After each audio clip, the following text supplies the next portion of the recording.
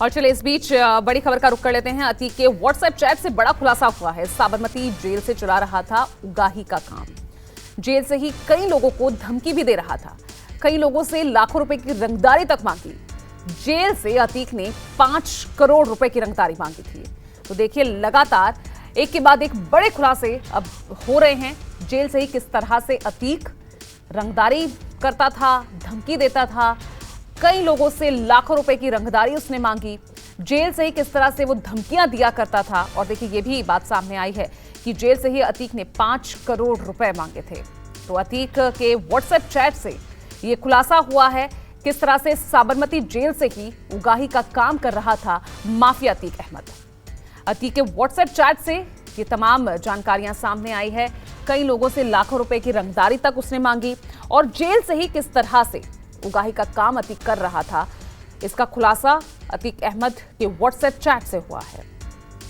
Jail से ही कई लोगों को धमकियां दे रहा था, लाखों रुपए की रंगदारी कई लोगों से अतीक ने मांगी। तो माफिया अतीक अहमद किस तरह से साबरमती जेल में बैठे कैसे रंगदारी करता था, तमाम खबरें सामने आई।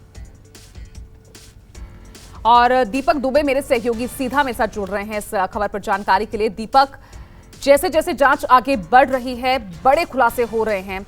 अब व्हाट्सएप चैट से जेल से बैठे रंगदारी किस तरह से की जाती थी, उगाही का काम किस तरह से चल रहा था, ये भी जानकारी सामने आ गई।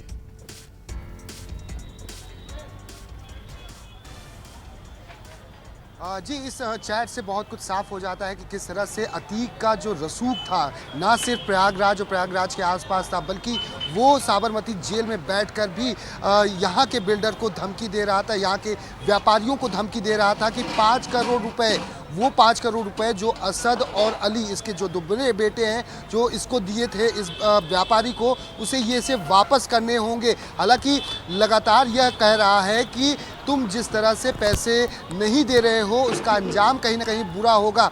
यहाँ तक कि ईडी की बात भी की जा रही है कि तुम्हारे ऊपर ईडी का छापा नहीं पड़ा है, कि जो तुम्हारे पैसे सीज हो गए हैं, जो पैसे मैंने तुमको दिए थे या मेरे बेटे के द्वारा दिए गए थे, वो पैसे तुमको वापस करने पड़ेंगे। 5 करोड़ रुपए रंगदारी मांगी गई थी इस पूरे मामले में, जिसमें से 80 लाख रुपए उस व्यापारी के द्वारा दिए भी गए थे, जिसका इस्तेमाल उमेश पाल हत्याकांड में जो सूत्र बता रहे हैं उसमें किया गया। यानी कि 80 लाख रुपए मिल चुके थे, 5 करोड़ रुपए की रकम मांगी गई थी।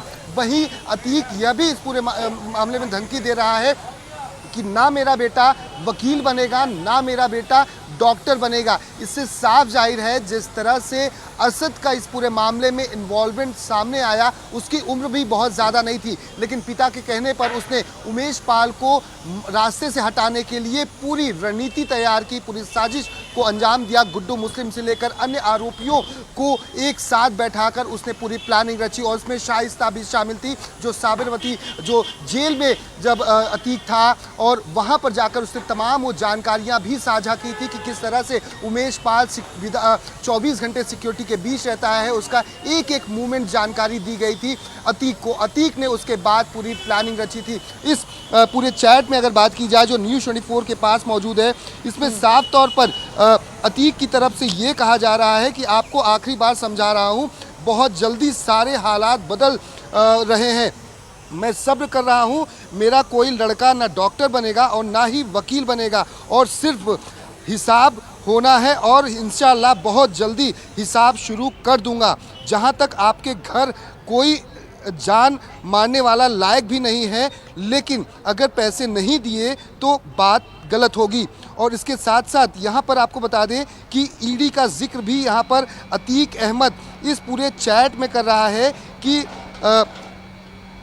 आप मेरे बेटे से ईडी कर रहे हैं, ईडी ने अभी आपका पैसा सीज तो किया नहीं है, बेहतर है कि हमारे बेटे उमर को जो हिसाब और असद ने जो पैसे दिए हैं वो हमें इलेक्शन में ज़रूरत है। हमारी आपसे कोई दुश्मनी तो नहीं है, आपके घर में अपनी किस्मत और अक्ल से कमाया, लेकिन हमारे जो पैसे हैं दीपक, ये व्हाट्सएप चैट हम दिखा भी रहेंगे किस तरह के खुलासे इस व्हाट्सएप चैट के जरिए सामने आ रहे हैं और किस तरह से उगाही का काम साबरमती जेल में रहकर अतीक कर रहा था। और लगातार आपको अपडेट भी हम इस मामले को लेकर देते रहेंगे। फिलहाल एक छोटे से ब्रेक ले रुक रहे हैं, देखते रहिएगा न्यूज़ 24। नमस्कार, मैं हूं मानक गुप्ता। अगर आपको हमारा ये वीडियो पसंद आया हो तो इसे लाइक और शेयर जरूर करें और हाँ, हमें सब्सक्राइब और फॉलो करना ना भूलें ताकि आप देश और दुनिया की कोई खबर मिस ना करें। तो जुड़े रहिए हमारे साथ और देखते रहिए न्यूज़ 24।